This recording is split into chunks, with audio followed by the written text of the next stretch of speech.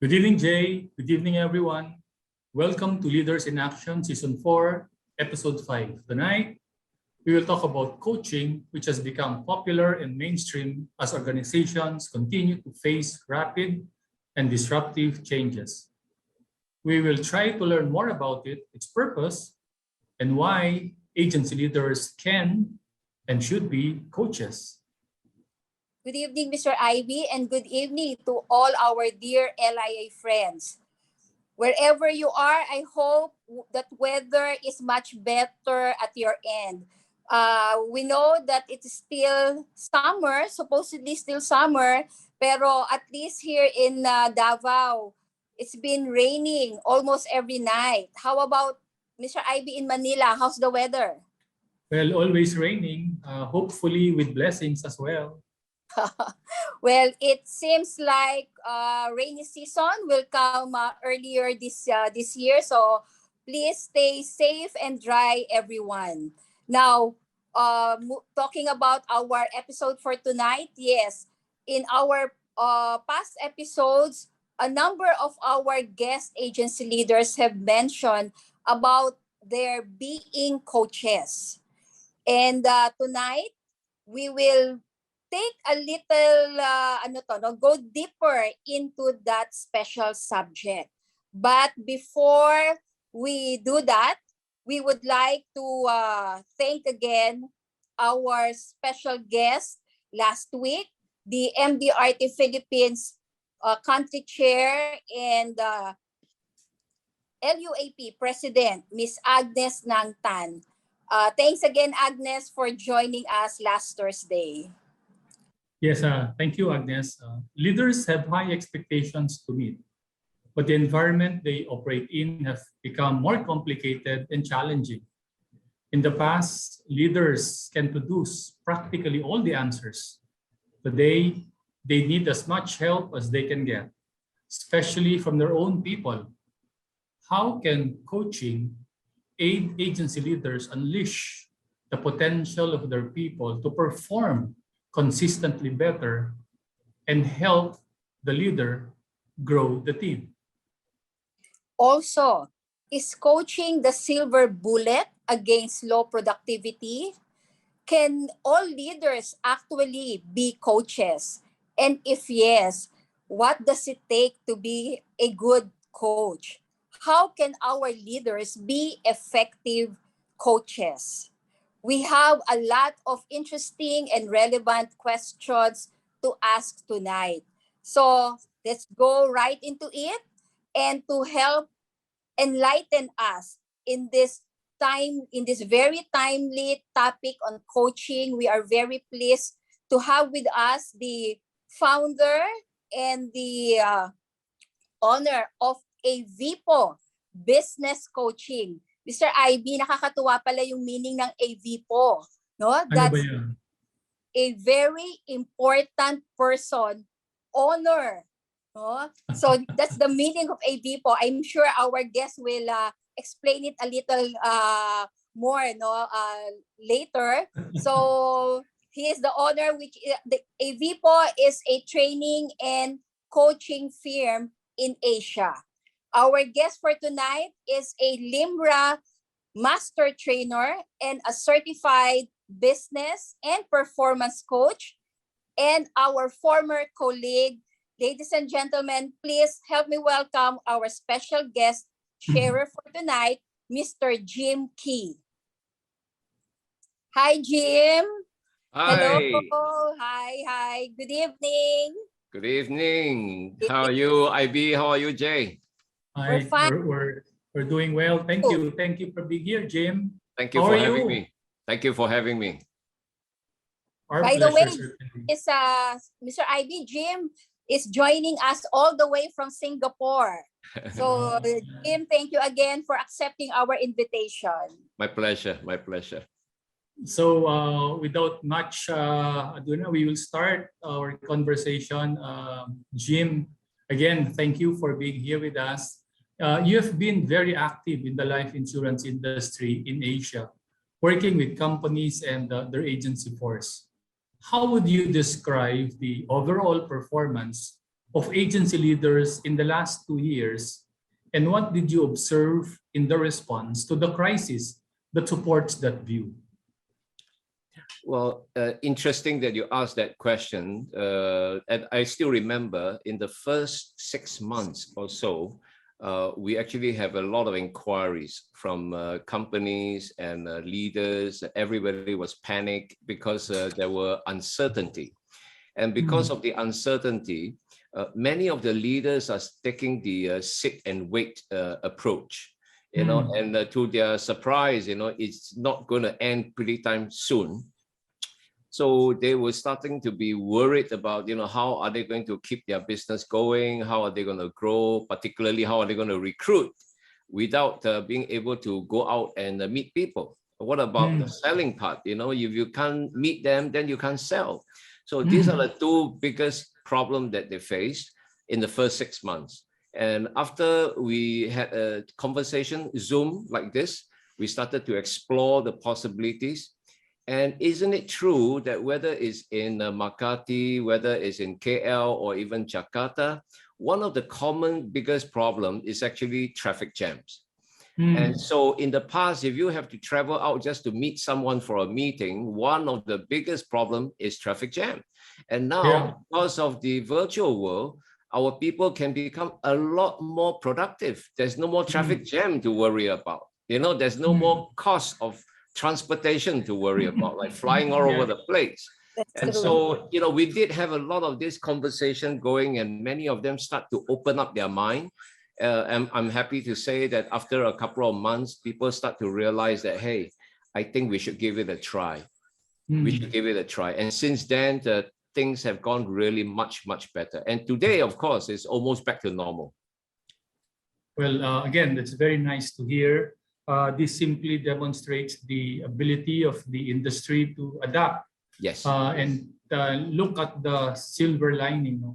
And to your point, Jim, you're very true, because I think in most countries, especially in the Philippines, people do not want to go back to work 100% because they felt that work from home is equally productive. Plus, they were able to save a significant amount of money because of less trouble with traffic. Absolutely, absolutely. And later on, we can chat a little bit about coaching as well, because a lot of people thought that, oh, coaching, I need to be sitting across the table, one-on-one, physically. Now, if I cannot see that person, how am I going to coach him or her? Well, you'd be surprised, the world that I'm trained in, business coaching, for the longest time, coaching has always been done over the Zoom or some other platform. Why? Because in the US and Europe and Africa, the countries are so big. If they only have to meet up with the person, the traveling time alone would make it, not as feasible to do coaching as business. So it has been done over the phone. It has done over the virtual, and today with technology like this, in fact, it's a lot easier. That's true. This pandemic really allowed us to discover a lot of new ways of doing things. But Jim, through the years, we know that the core functions of agency leaders have been RTS: recruit, training, and supervise. But considering the many changes that have happened, Jim, will RTS still be enough for our leaders today to run their teams effectively and successfully?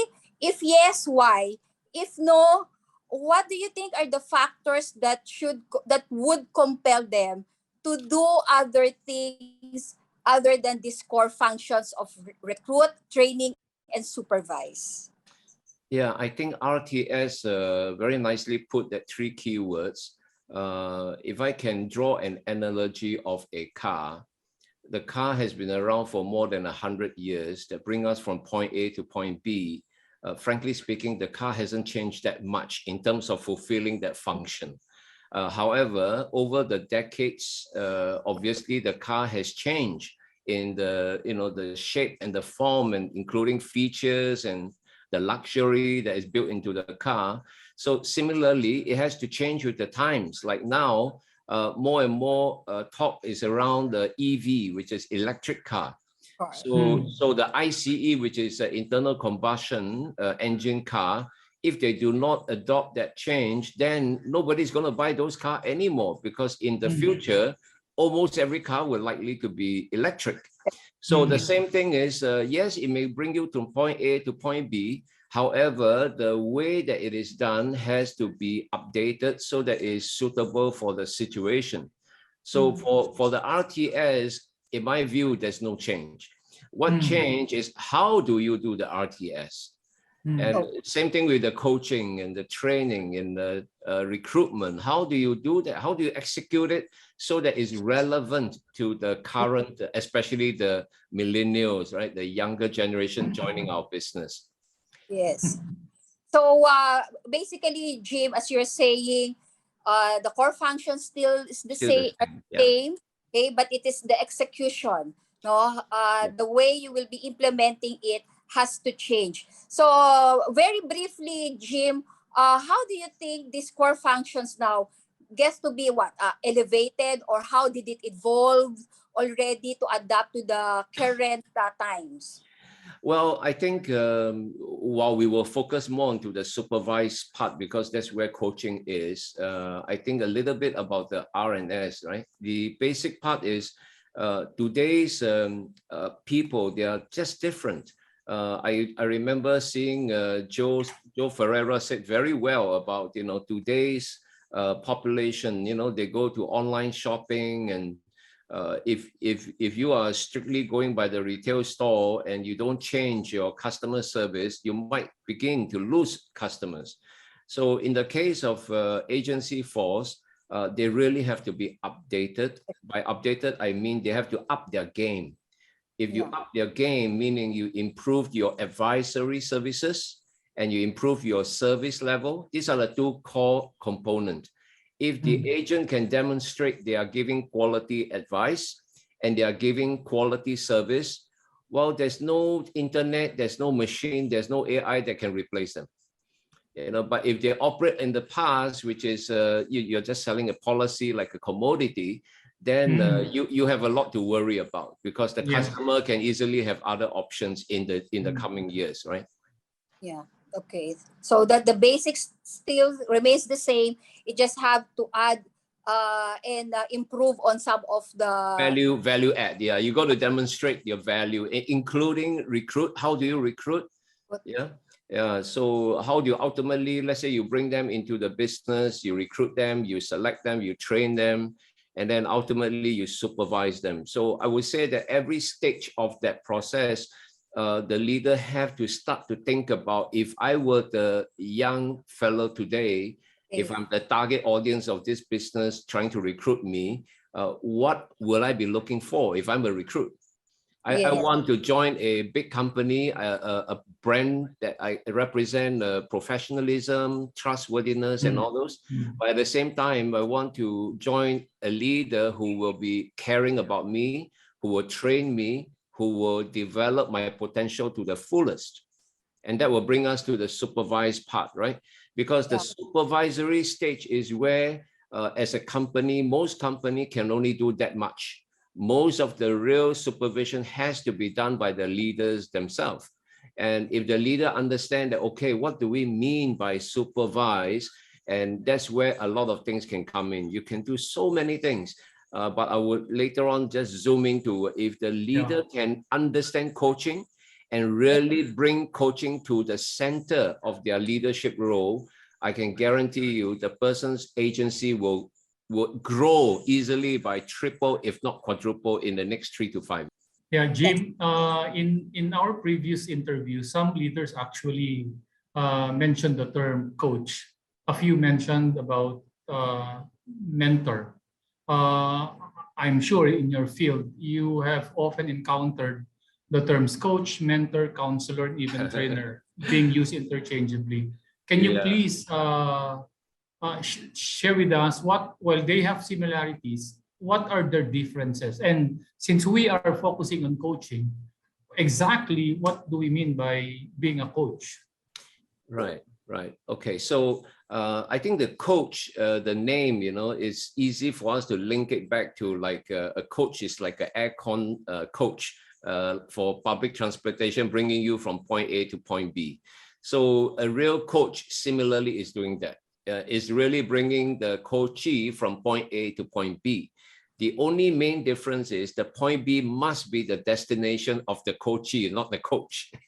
Unfortunately, in the real world, a lot of the time, the coach is the one say, "I want you to go there," but that may not where exactly where the coachee want to go. The coachee has got a destination, so a coach has to ask good questions so that you can find out exactly what is the destination of the coachee, and then you have to use the different tools available to you so that you can help bring the person from point A to point B, and the tools mainly will be questions. For a coach, the biggest tool is asking great questions. And then the part where you ask about, so what is the difference between the mentor and the coach? Well, the mentor has to be someone who is experienced. A good example would be the MDRT mentoring scheme. To be an MDRT mentor, the person has to be an MDRT qualifier. Otherwise, you're not qualified to be a mentor. But it is also very true in other aspects. So for people who are in the corporate world or maybe in the agency leader particularly, how can they play that mentoring role? Usually when they have unit managers or unit or first line managers that they just promoted, they will wear a few hats. One of the hats they have to wear is mentor, because they have been the leader themselves, so that they can explain to the frontline manager, okay, you really have to watch how you allocate time. This is how you should do it. And when he's doing that, he's actually playing the role of a mentor. Okay, because the other person doesn't know. The person say, oh, I attended the class. He didn't talk about all these things. So therefore, he has to be very focused on what he has to do. So the mentor played that role very, very well. So it's possible that anybody can actually be a coach to anyone. Yeah, I think that's a brilliant, brilliant question, because, a few years ago when I started out this, my own company, I was, of course, at a crossroad like many of the people, like a mid-career change thing. And so I set out to go and check out coaching. And then I realized, wow, there's life coaching, there's, health fitness coaching, there's, business coaching, there's so many types of coaching. So if your question is, can anyone be a coach? My view is yes. Yes, yeah. It's a little bit like a father and a son, a mother and a daughter. The father or mother don't have to be undergoing coaching training to be a good coach.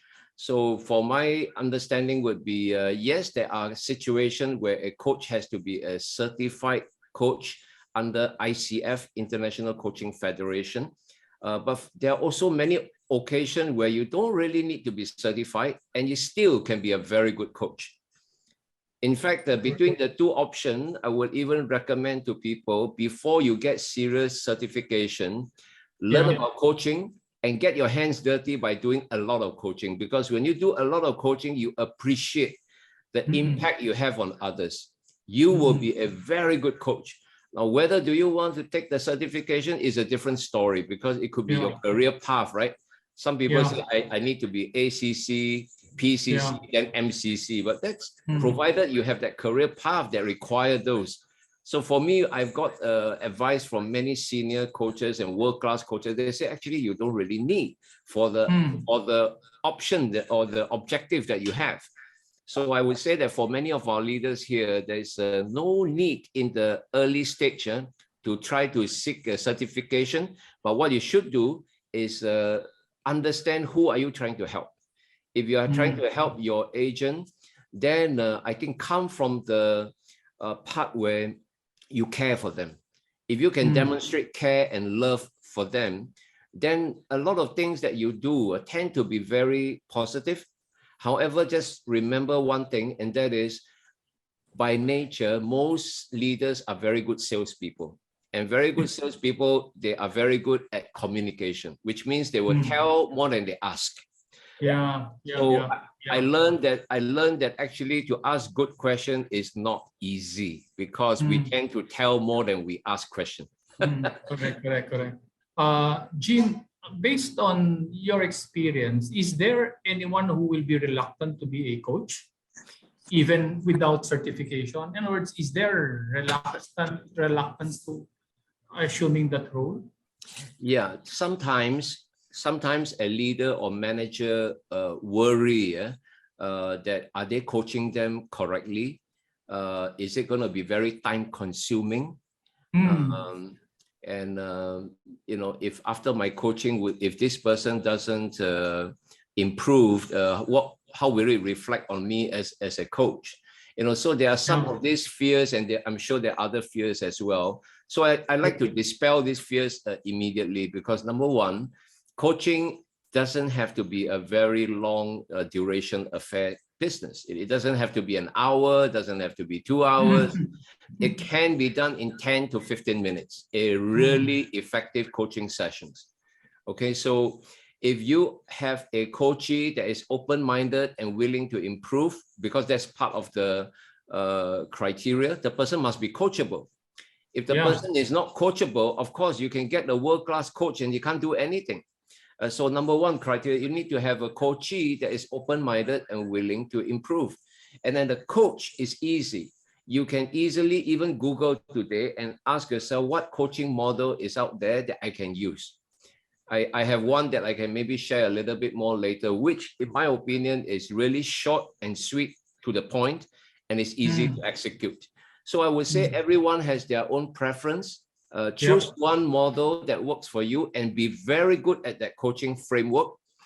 And don't keep changing different styles, you know, just specialize on using one. As long as it works for you, that one tool is good enough, so that you become very expert or masterful in executing that session. And remember, there is a difference between different roles. A lot of leaders tend to say, oh, I'm having a coaching, but my coaching session usually 45 minutes to an hour. Well, I don't think you're really coaching the full 45 minutes to an hour. You know, you're probably coaching a few minutes of it, and the rest you're probably doing training, or you're doing all like counseling. So one of the issues the leader must know is to differentiate that situation. Is it calling for a coaching? Is it calling for training, or is it requiring mentoring or even counseling? If it's the counseling, then I would normally recommend to the leaders, especially if it's a personal depression, personal marriage issue, or some other serious personal issues, please redirect this to a professional, because counselors have to be professionally qualified. So most of us are not. I'm not. So if we are not, then we should stay away from doing it, just in case you give the wrong advice. But we are definitely qualified to mentor, train, and to coach. Hopefully, I think that's Jim, that's a very important point, because in the desire or the intent of someone to help, the effort or the process might actually make the matter even worse, right? We'll go later and ask you about the framework. But you've mentioned earlier that asking great questions is something that a coach must have. But in addition to that, is there any particular skill that someone must have other than asking the right questions to be a good coach? Yeah, I think, again, when it comes to a coaching framework, most of us tend to say, oh, I need to ask this question, then I need to follow up by the next question, then I need to follow by the next step and the next step. And when we are doing that, we are taking the attention away from the coachee. So we are not really at present with them. So one of the most important things is to be present. So to be present means if we ask a question of someone, we drop whatever happened later on. We just focus eyeball to eyeball and listen. We listen with the intent to understand them. Not listen to understand, oh, when are you finishing? I better shoot my next question. I better get ready my next question. Then when you do that, you're missing that present moment. Yeah. All right. Clear. In other words, your purpose to question is to understand, so that you'll be able to help, right? Jay? Yes. Thanks, Jim, again for giving a very clear distinction between training, mentoring, and coaching. My question now, Jim, can you coach just anyone? Are the Gen Zs and millennials, are they open to being coached? Oh, in fact, the younger ones, the millennials and all that, they look forward to coaching.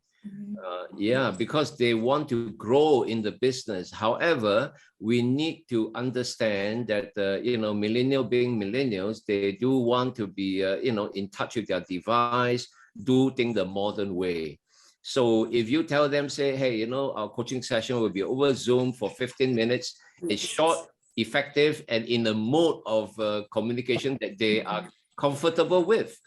If you tell them, say, oh, I want you to come to my office and, let's meet up for half an hour or even an hour, they say, oh, they will factor in the traveling time. Is it really, really necessary? So again, you will put them off a little bit. There will be occasion where a face-to-face is valuable, but for the most part, it can be executed via Zoom like this. And so 10, 15 minutes done.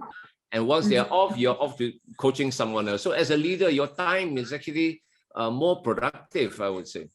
Okay. So the technology should be really an enabler, not a hindrance, to do coaching. And that is usually the wrong notion of others, that because we're doing Zoom, then coaching may not really be feasible. Yeah, a lot of leaders worry about, oh, if my agent don't have to come in, then what about training? I say, well, it's the same thing. Training in the past, it has to be very, like many days and all that for your own agent training. If you can be bite-sized, the better. I mean, think about when they go to YouTube or Facebook, how long do you think their attention can be with one video, right? So it has to be short, like 7 minutes, less than 10. If it's 5, is even better. So bite size is a must. So then they will enjoy the training, and the training must be purposeful, cannot be generic. So from a leader to an agent, it's like, oh, boss, I got a problem with making telephone call. What should I do it? Okay, go and check out our little video on how to make telephone call. And in 5 minutes, follow this script. That's it. Done. You got your answer. Right? Or how do I ask for referral? I don't have to attend a 3-day program just to learn how to get referrals, right? It can be a 5-10 minute thing, and four steps, and now I can be good at asking for referral. You see, so for the younger folks today, it's absolutely crucial that managers who are more likely not the millennial manager, but managing millennial, they really have to kind of bring themselves to the level so that it's easier to manage them or lead them. So even in coaching, keys is still applicable. Keep it short and sweet. Yes, totally agree. Totally agree. Jim, how does a leader be able to identify if a certain situation calls for a coaching moment or another intervention? Right. That is where the analysis comes in. So before you do the coaching, you should do an analysis first. And by analysis, we mean that there are various ways. One is through a short interview with the person. The other is to look at the last week or last month's performance. So their performance will tell you, oh, last week I make 30 calls. And out of the 30 calls, I only got maybe 2 appointments. So my ratio is, let's say, 15-1. Wow, that's not very good compared to the benchmark, right? So obviously the person needs help. Now, if the person needs help, then we can find out whether does the person know has the person been trained. The first priority is, has the person been trained? If the person has not been trained, so training should be the first intervention, not coaching. Okay, so if the person has been trained and still not sure how to do it, that's where there are other things like mentoring or coaching. Yeah, so typically as a leader, we will base on that simple analysis and then say, okay, sounds like you needed help and you already attended training, but you're still a bit blur, not very certain. All right, maybe let's arrange for a short coaching session next week. and I'll coach you on this process. Would you like that? The person, yeah, that would be great, boss, you know. And so it could be initiated by the coachee, or it can be suggested by the coach. Okay. And as a follow-up to that, Jim, how can a leader measure his success in coaching? Okay, usually the coaching model will end off with the next step, next course of action.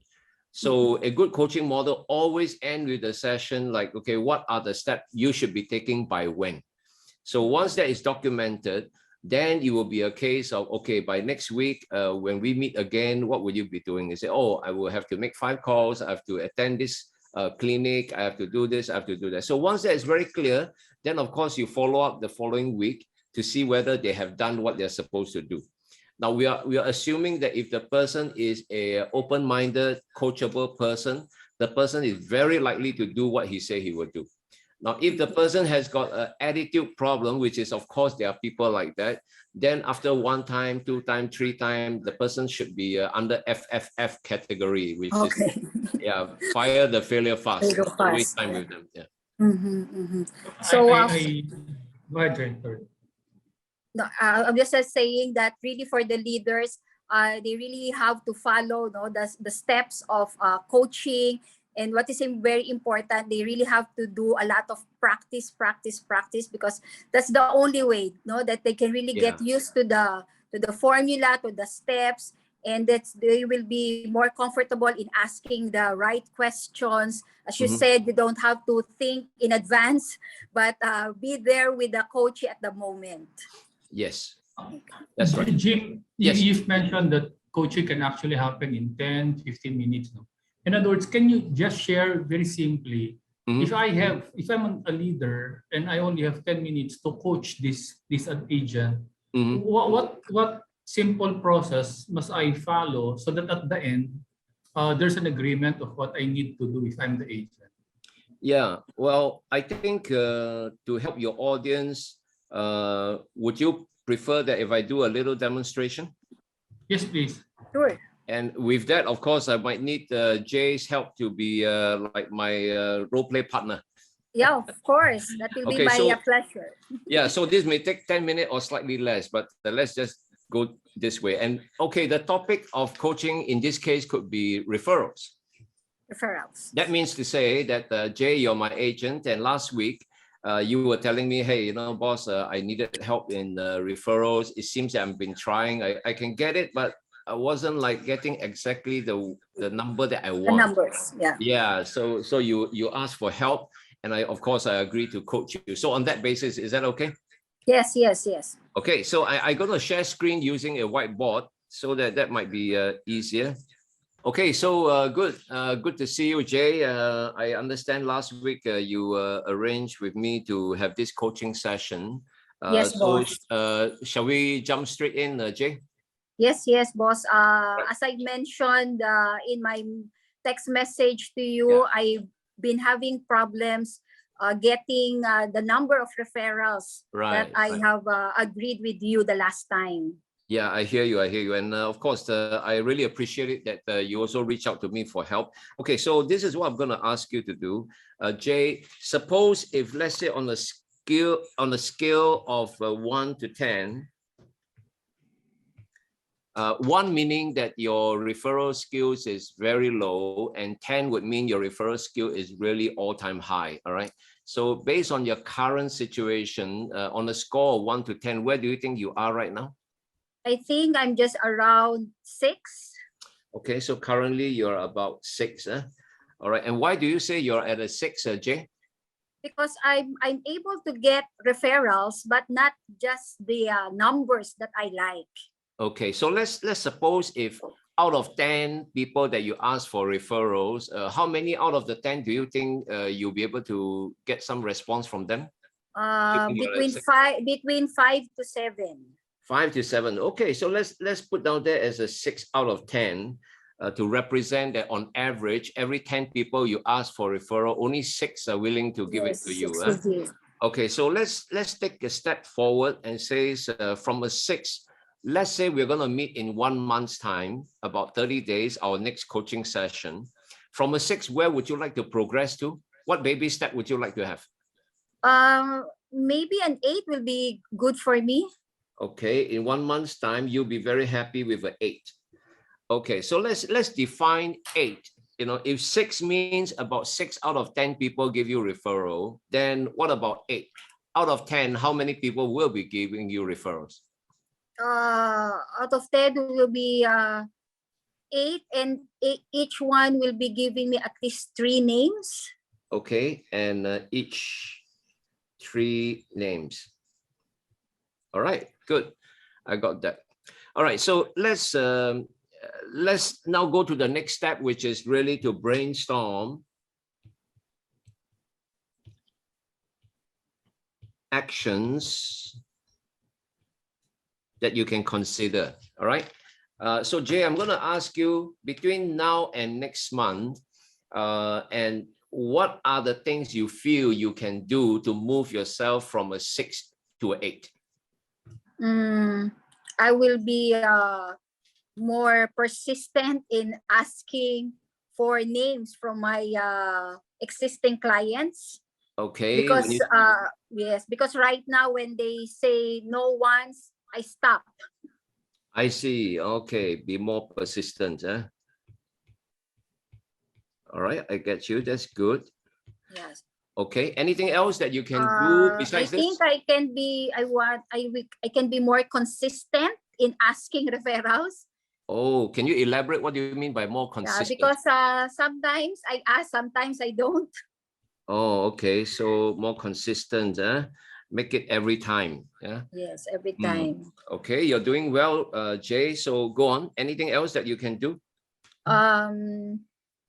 Maybe I'll ask around how my fellow successful advisors are doing their referrals, gathering referrals. Yeah, good. Ask successful agents how do they do it? Okay. See if you can think of one more before I can give you some suggestion. What else? Look for search in internet. Look for what?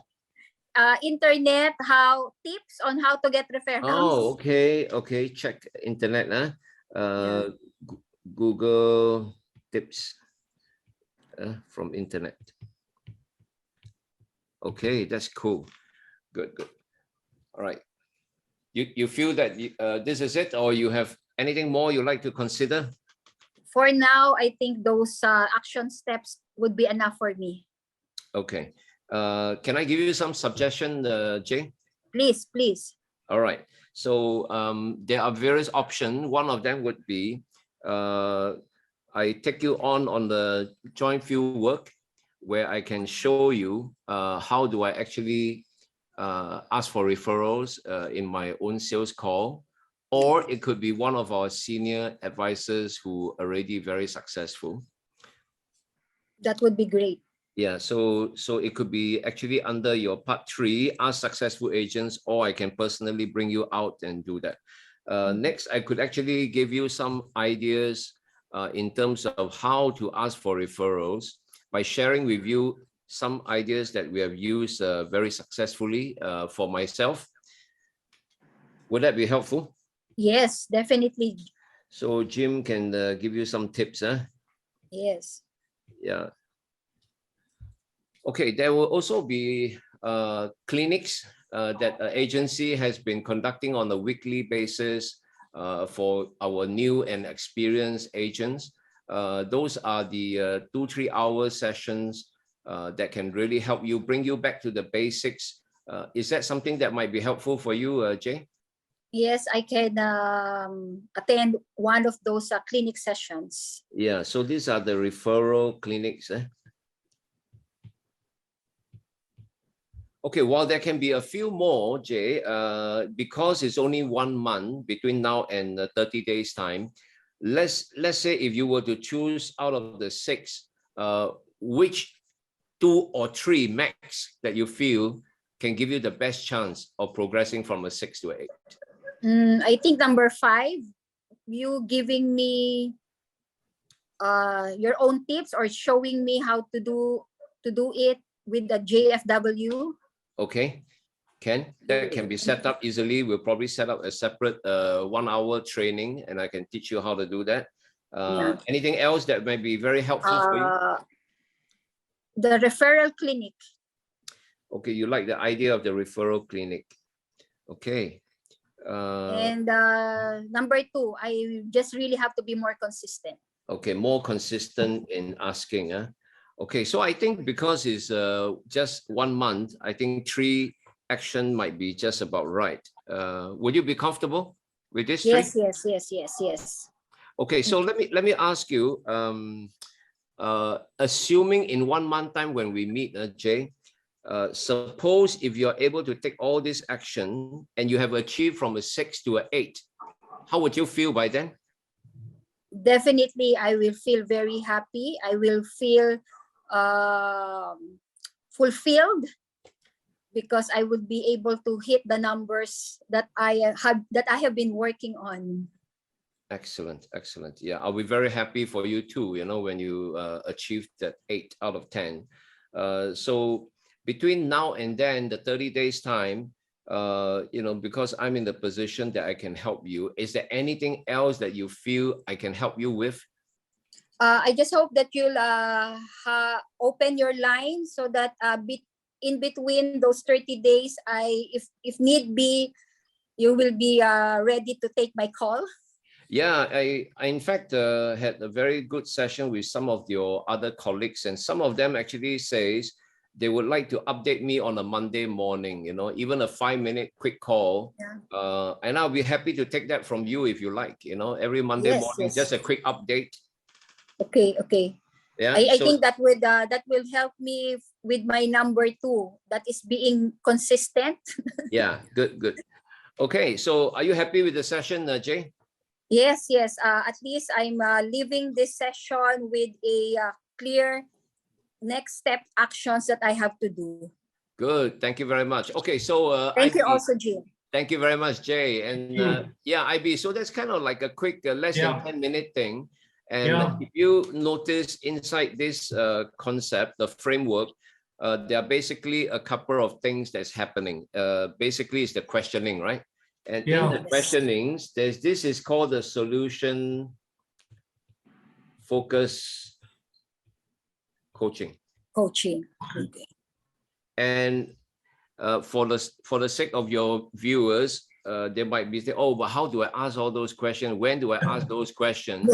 Then that's where you have the framework to help you. The framework is actually OSKAR. Oscar. Yeah, so Oscar. O stands for outcome. S stands for scaling. K stands for knowledge. And A stands for actions and affirmation. And R stands for results and review. So basically, this framework allows us as a coach and guide us to asking questions. So all we have to do is basically, be familiar with what question to ask at the outcome. Remember when I asked Jay, I says, okay, Jay, so what would you like? If today you're a 6, then where would you like to go to? That question is an outcome question. Okay.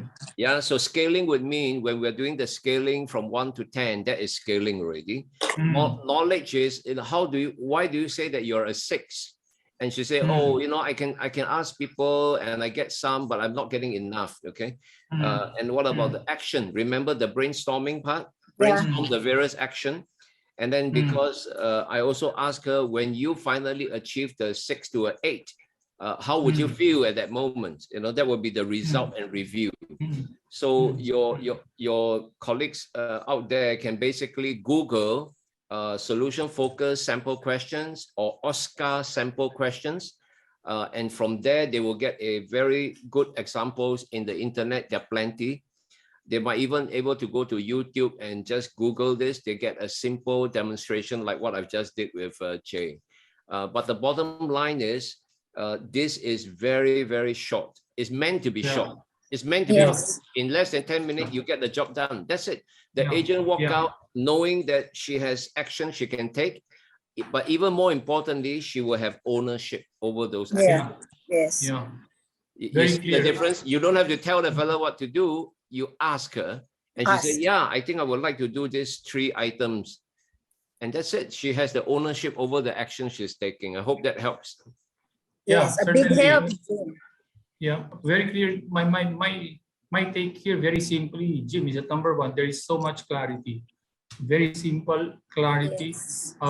Where am I? Where do I want to be? And then clear also that the actions that I have to take. At the end of the day, it should be a positive experience for the coachee. Yes, it is. That's And true. the only one thing the leader need to be aware of is in executing this model, you have to nail the topic. So the topic could be referrals, it could be making telephone calls, it could be fact finding, it could be anything. But you nail one topic. You cannot do like 5 topics, 3 Yes. topics. Multiple. Too much. Yes. Yeah. Correct. Before I turn the question to Jay, Jim, again, based on your experience, what one particular skill must advisors seek coaching help from their leaders? Top of mind. What your question is? What one skill that the coachee need to ask? Yes. What if I am an advisor based on your experience? What skill must I raise my hand so that my leader will coach me on that particular skill? Okay, so typically would be the sales process. For example, how do you source for names? How do you make the telephone contact? And then how do you make presentation? Anything that to do with skills related. Yes. Yeah, it's definitely can seek the help of a coach quite easily. All right, Jay. Thank you, Jim. Yeah.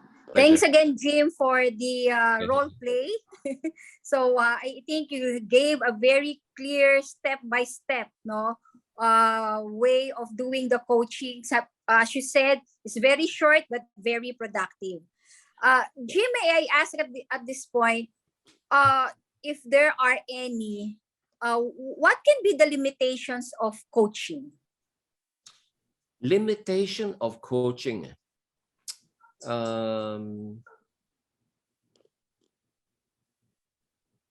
I can't think of any. If let's say the coachee is coachable, if the topic is clear, the framework is there. Well, coaching can't do what mentoring and training can do, you know. So, but if you narrow that scope down to what coaching can do, I can't think of any limitation. Okay. Yeah. In fact, Yeah. coaching has always been about bringing someone from point A to point B, and very successfully, usually very successfully. So you know, all the sports people, they always have a great coach, you know, who will help them. So yeah, sorry to disappoint you. I can't think of any limitation. Yes, I think when coaching is properly done, then it should really be very effective. There should be no limitations. Yeah, it is. Yes. Now, my question now is coaching a fad or is it here to stay? Oh, coaching has been around for many years and it will still stay for many years to come. As long as you're dealing with humans, with feelings, and the potential will always need to be optimized, coaching will always be needed. And in fact, I would really encourage the leaders. There's a lot of functions that you can even delegate, including training. You can hire a trainer. Recruiting, you can hire a recruiter. However, when it comes to a coaching, it's best to do it yourself. The reason why I asked if it is a fad now, because clearly the coaching as a management and as a leadership tool has become very popular nowadays. I know a lot of our colleagues who are also recently been accredited, like Mariel Tablan of AIA, Polly Buted of FWD. They are now certified coaches. Jim, what do you think is the reason why there is a big interest in coaching nowadays among our leaders and even agency executives? Well, I think they have kind of exhausted many of the ideas in the past, and what's left really is the coaching has got a huge potential because it's untapped, right? In the past, agency executives tend to literally help manage the operations and all that. If I may borrow the words of Stephen Covey, where he talked about the 4 quadrant, where quadrant 1 is always about urgent and important. Then the quadrant 2 is about important but not urgent. So the coaching comes under there, training comes under there.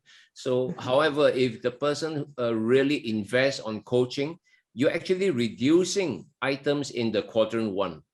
The urgent and important item will be greatly reduced because agent will perform better. They'll be able to take ownership. And you don't have to manage them as much. Traditionally, you have to coax them into making more calls, see more people. But as you can see from coaching, just now that short demonstration, the coachee themselves take ownership. And that's the big difference. And now a lot of executives start to realize that the impact they can have by being a good coach. And so rightfully, many of them has already done the certification, which is a great move. Yes. So we can really expect that more leaders, both agents field and the home office executives, will really look into more of their coaching.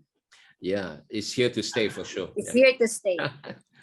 Jim, you've been into coaching for quite some time, and your experience is quite extensive. So if I were going into this coaching, let's say, tool, I'm a new leader, what would you recommend that I must develop to be a great coach? I think just now we touched on that briefly. What I would recommend is choose a framework, a model that is easy to understand, easy to execute as a start. And then later on, then explore more different models. Okay, there are many for coaching. There are many different ways of doing it. But pretty much is captured under the GROW model under ICF. So when I undergo that training, solution-focused coaching is also one of them. And if you do this Oscar questioning, effectively you're going through the GROW model as well. So do not be worried about the labeling and all those. I would encourage the leader, choose a model that you enjoy, that you say, I really like this one, it's easy, it's positive. And as long as I can start off, especially as a new leader and a new coach, I encourage my students to have the question in front of you. And, today, if you're doing a virtual coaching, you have it like a prompter, right? Have it in front of you. Okay, now it's the outcome question. Okay, so Jay, from where you are, where would you like to be on a scale of 1 to 10? Now, those questions can be pre-prepared. So it makes their job very easy. Okay, coaching need not be so dynamic until you can't put into a framework. In fact, if you can follow a simple systems, I would encourage, that would be a great way to start. And then don't chase after attending different coaching training. That will be the next step. Although a lot of people thought that would be the first step. As you can see, the little coaching that we've done with Jay earlier, anyone can do that.